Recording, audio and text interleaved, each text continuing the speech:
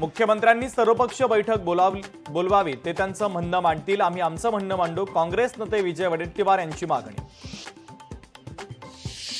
आरक्षण दिलं नाही तर मुंबईत शेतकऱ्यांचा भाजीपाला बंद करू, जरांगेंचा नेत्यांना थेट इशारा। तर नारायणगडावर जरांगे पाटलांचं वक्तव्य। 17 सप्टेंबरपर्यंत कुणबी प्रमाणपत्र देण्याची प्रक्रिया सुरू करा, जरांगेंची सरकारकडे मागणी। हैदराबाद गॅझेटियरची अंमलबजावणी न केल्यास मोठा निर्णय घेण्याचा दिला इशारा। येत्या 1-2 दिवसांमध्ये कोर्टात जाणार जीआर मधील शब्दरचना ओबीसींच्या अडचणीची, मराठ्यांचा जीआरवर छगन भुजबळांची प्रतिक्रिया।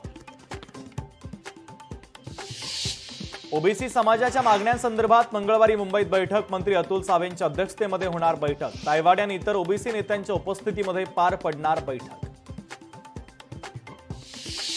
ओबीसींच्या मंत्रिमंडळ उपसमितीची बुधवारी बैठक, उपसमितीचे अध्यक्ष चंद्रशेखर बावनकुळेंनी बोलावली बैठक। बैठकीमध्ये एकूण 8 मंत्री उपस्थित राहणार। उद्या उपराष्ट्रपती पदासाठी निवडणूक, एनडीएकडून सीपी राधाकृष्णन रिंगणात, तर इंडिया आघाडीकडून बी सुदर्शन रेड्डी निवडणुकीच्या रिंगणात।